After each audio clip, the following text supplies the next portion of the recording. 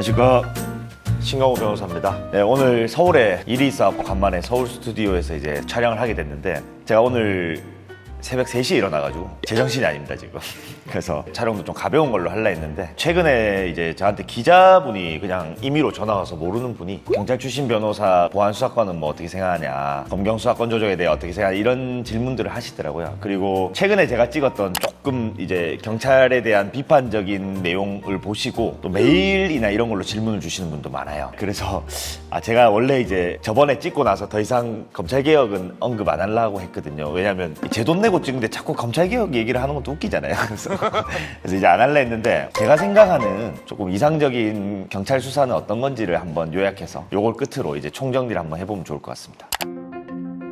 전제는 그겁니다. 제가 늘 얘기하고 영상을 끝까지 한번 보시면 알지만, 검찰개혁은 이제 시대 정신이에요. 이게 30년 동안 검찰이 모든 권한을 독점한 거에 따른 문제점은 당연히 발생했죠. 물론 이제 검찰이 실력적으로는 좀 더 나을 수 있는데, 우리가 세종대왕이 있었다고 해서 계속 왕조를 유지하는 건 아니잖아요. 그러니까 누군가의 선의에 자꾸 맡기면 안 되고, 제도는 견제를 받아야 되거든. 그래서 견제라는 거는 타인 혹은 타기관에 의해서 나에게 불이익이 올 수 있어야 돼요. 근데 검찰은 안 된다는 거죠. 그게 안 돼 왔고, 그리고 매 정권마다 검찰을 활용해 왔어요. 사실은 이게 이제 조선왕조실록에 보면 환국, 옥사 이런 거랑 비슷한 거예요. 이 정권이 바뀌면 다 유배 보내잖아요. 그런 어떤 이 사정권을 갖고 있는 검찰을 배척할 수가 없죠. 사실은 정권이 바뀌었는데 안 쓰고 싶겠습니까? 그래서 이렇게 왔다 갔다 하다가 이번에 이제 결국 온 건데, 그래서 검찰개혁은 당연히 필요하다. 근데 거기에 따른 부작용을 어떻게 최소화하냐에 대한 논의를 하면서 이제 지금의 제도를 좀 비판할 수밖에 없는 거죠. 그걸 일단 논의의 전제로 진행을 하면 될 것 같습니다. 그래서 저도 뭐 알지 못하는 새로운 세계이기 때문에 어떻게 될지는 모르겠어요. 근데 일단은 제가 말하는 수사제도의 모습이 두 가지 관점에서 나눠진다고 봐요. 첫 번째가 이제 검찰과 경찰 간의 관계, 두 번째가 경찰 내부의 문제점이 많이 시정되는, 이 두 가지를 나눠서 얘기를 해볼 건데, 첫 번째로 이제 검찰과 경찰의 관계는 제가 느끼던 이상적인 시절이 있었어요, 과거에. 그게 언제냐면, 제가 2016년도에 처음 수사를 했었는데, 그때는 검사가 개별적으로 경찰서를 지휘했었죠, 수사를. 그러면 솔직히 어떤 기분이냐면, 제가 열심히 막 수사를 꼼꼼하게 해서 서류를 만들면 칭찬받고 싶잖아요. 그리고 내가 잘했는지 피드백 받고 싶고. 근데 내 팀장, 내 과장이 그걸 해줄 거라는 기대는 별로 없었어요. 그걸 누가 해주냐면 이제 검사들이 해주는 거죠. 그리고 실제로 제 이제 동기 중에 이제 천재인 친구가 있어요. 갑자기 뜬금없이 검사실에서 전화가 온 거예요. 검사님이 자기가 지청에 있으면서 이렇게까지 수결을 잘 쓴 사람 처음 봤다면서 칭찬을 해주는 거예요. 이게 뭘 말하는 거냐면, 검사는 서류를 다 읽어요. 그리고 책임지고 검토를 다 해요. 실제로 어떤 정도였냐면, 제가 압수수색 영장을 신청을 했어. 근데 검사님이 기각을 한 거예요. 불청구라고 표현했는데, 그때는 너무 자존심이 상했지. 다음날 바로 60페이지 써갖고 다시 신청했어요. 그러니까 검사님 전화가 왔더라고. 그래서 막 자기가 안 되는 이유를 막 설명해줘. 제가 그걸 40분 동안 서로 논쟁을 했어요. 근데 결국 들어주시더라고. 그러면 검사님이 이제 들어주면 할게요 이렇게는 말 절대 못해요. 자기 판단이 틀렸다는 걸 인정하게 되잖아요. 그러면 꼭 뭐뭐뭐를 더해서 바로 갖다 달라고 하거든요, 서류를 만들어서. 근데 내가 봤을 때 그거 필요 없는데, 그게 있어야 뭔가 타협점이 생기는 거지. 그 신청한 압수영장이 두 개인데, 하나는 실제 발부가 됐고요, 하나는 검사님의 취지대로 이제 법원에서 기각이 됐어요. 그러니까 어찌 보면 법원에서 발부를 해준 영장도 있는데, 검사님이 그 정도로 꼼꼼하게 챙겨봤었거든요. 근데 본인이 하는 사건이면 저는 다 청구했을 것 같아요. 근데 이제 경찰이 하는 거다 보니까 조금 더 무리한 수사가 없도록 엄격하게 많이 봤었어요. 그러니까 경찰이 수사를 하고 판단은 검사가 하는 게 저는 맞다고 봐요. 그게 수사기소 분리에도 맞고. 근데 지휘권을 안 해놓으면, 경찰이 결정을 하면 검사님도 이제 서로가 핑퐁이 되는 거예요. 내 사건이 아니기 때문에 그냥 툭툭툭 쳐내는 거예요. 그게 실제로 지금 엄청난 문제가 많고요. 여기에 플러스 알파로 검찰 자체의 문제도 제가 한번 있다고 말씀드렸잖아요. 왜냐하면 뭐 특검이든 정치 수사 이런 것 때문에 사람이 너무 없어요. 그래서 대한민국에서 고소하기 진짜 힘들다고 하는 게, 고소해서 경찰이 어떤 결론을 내렸을 때, 뭔가 잘못됐을 때 검사로부터 피드백 받는데 몇 달이 걸리는 거예요. 이게 엄청 정체돼 있어요. 지금 거의 저는 최악의 상황이거든요. 제가 말했던 2017년, 18년도 이때는 경찰이 조금 잘못된 판단 혹은 좀 부족한 부분이 있다면 거의 2주 안에 피드백이 와요.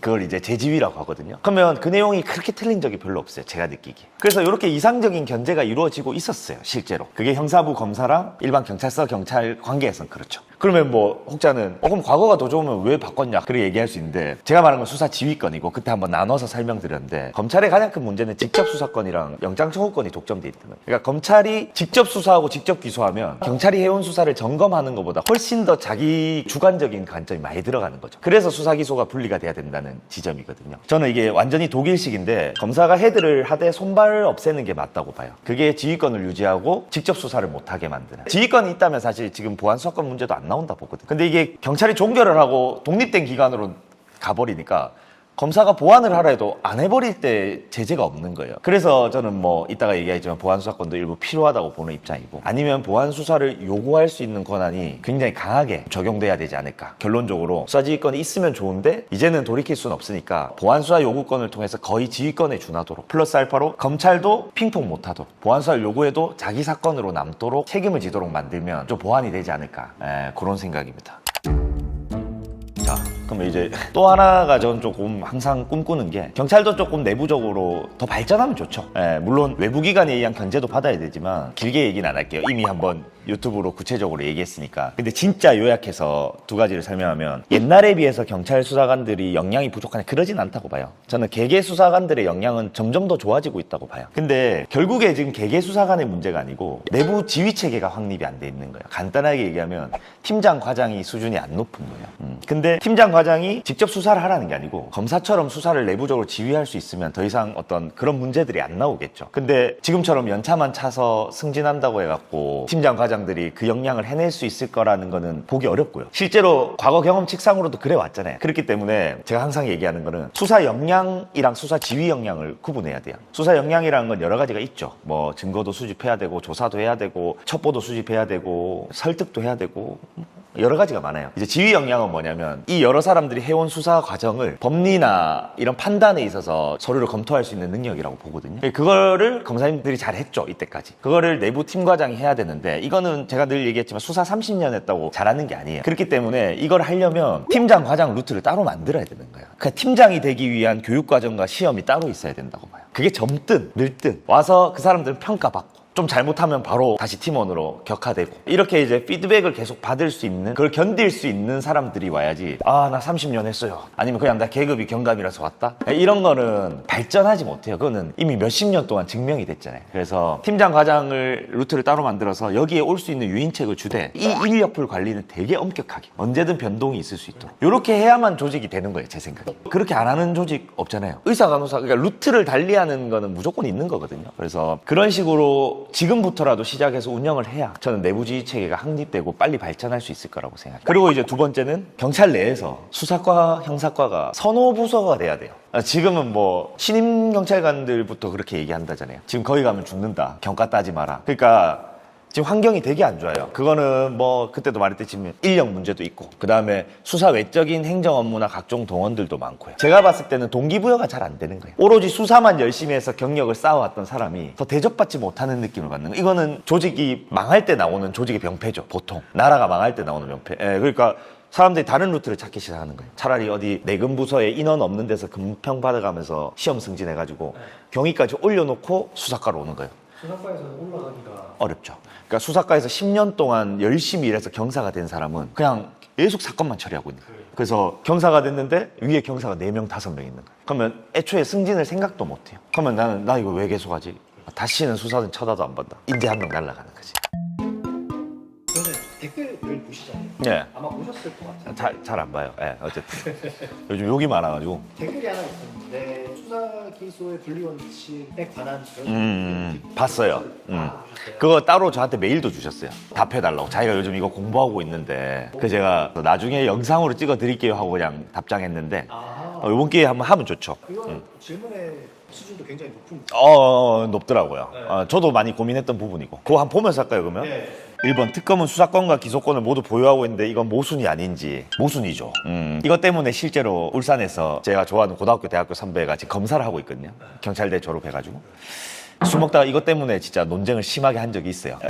이게 뭐냐면, 아니, 수사 기소를 분리하자면서 특검은 수사권, 기소권을 모두 보유하고 있는 모순이죠. 그래서 특검의 수사가 일반적인 수사로 보는 사람 아무도 없잖아요. 저런 수사는 사실 일반인이 당하면 거의 죽어요, 제가 봤을 때. 그래서 저거는 굉장히 인권 침해가 많은 수사가 맞아요. 근데 어쨌든 간에 특검이랑 검찰이랑은 논의점은 다른 게, 어쨌든 특검이라는 건 기간이 제한되어 있고 인력도 제한되어 있고 수사 범위도 제한되어 있는데, 전국의 일사불란한 행정청, 엘리트 행정청이 그 권한을 지속적으로 갖고 있는 거랑은 다르죠. 그래서 특검을 활용할지 말지는 그거는 뭐 정치적인 문제로 결정하면 될 것 같아요. 근데 특검은 당연히 인권 침해를 유발할 수밖에 없는 구조고요. 저는 그건 정상적이라고 보지 않고 모순이다. 그렇지만 일상적인 모든 사건에서 특검처럼 할 수는 없는 거잖아요.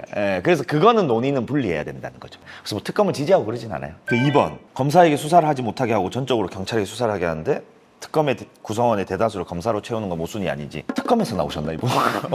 뭐 화나셨나? 일단은 검사로 대다수를 채우는지 모르겠어요. 수사관도 꽤 많고요. 제 경찰대 선후배도 많이 가 있어요. 그러니까 실력이 있는 사람을 뽑으려 하겠죠, 특검은. 왜냐하면 단기간에 성과를 내야 되니까, 무리를 해서라도. 그런 조직이고, 애초에 설립 취지 자체가. 근데 자꾸 모순을 물어보시는데 뭐랑 모순인지 모르겠는데, 일단은 수사를 똑같은 경험을 가진 사람을 비교했을 때, 특히나 이런 특수수사, 정치수사, 법리가 많이 적용되는, 다툼이 되는 이런 수사를 하는 거를 경찰 수사관보다는 검사가 잘한다는 건 부인할 수가 없어요. 그래서 지금 당장 효율적인 수사 체계를 하는데 검사를 많이 차출하고 뽑는 거는 저는 당연한 구조라고 보고요. 그거를 제가 지지하진 않아요. 근데 수사는 효율성만 있는 건 아니다. 본인이 피의자로 있는데, 진짜 간단한 사기 사건인데 전국에 제일 똑똑한 검사 10명이 본인을 수사한다고 생각해요. 죽는다니까요. 그러니까 제일 좋은 거는, 제가 전에도 얘기했지만, 판사가 수사를 하면 돼요. 그 규문주의. 판사가 수사하고 재판 다 때리면 돼. 판사가 물어보는데 말하라는 대로 다 대답해야지. 아니면 좀 이따 양형으로 죽는데. 옛날에 제일 수사 잘했던 사람이 조선시대 누군지 알아요? 사또잖아, 사또. 모든 권한을 다 갖고 있잖아. 입법, 행정, 사법. 그래서 그렇게 몰라주면 제일 좋죠. 근데 그게 분리되는 이유는 꼭 효율적인 수사만이 최고의 가치는 아니라는 거예요. 실제로 모든 게 법리대로 한다고 하지만, 법리를 달아본 사람들은 해석에 따라서 진짜 달라요. 이 한 사건을 명예훼손이 되냐 안 되냐든 판사마다도 달라요. 근데 이거를 좀 객관적인 시각에서 못 보고 수사 기소를 똑같이 해버리면 프레임이 잡힌다는 거죠. 그래서 일반인들은 특검 수사를 안 당하는 게 좋은 거니까, 그런 구조로 이해해 주시면 좋지 않을까. 3번인가요? 수사 기소의 분리를 확립시키려면 경찰은 수사를 하고 검찰은 판단만 하게 해야 되니 정권 성취를 도입하여야 원칙에 부합하는 건 아닌지. 동의합니다. 동의하죠. 근데 계속 얘기했는데, 이전 영상을 봤어야지. 정권 성취를 도입해야 된다고 봐요. 그러니까 경찰이 자꾸 불송치 결정을 하려는 거, 그리고 그게 견제받지 못하는 건 좀 안 좋다고 봐요. 요거 밑에 질문이랑 이어서 가면 좋을 것 같은데, 경찰이 불송치 결정을 하다 보니까 사실상 불기소 권한을 갖고 있으니 수사 기소가 경찰에게 확립되지 않냐. 이거 신선한 논리인데, 이걸 옛날에 주구장창 주장하셨던 분이 한동훈 지금 국회의원이시거든요.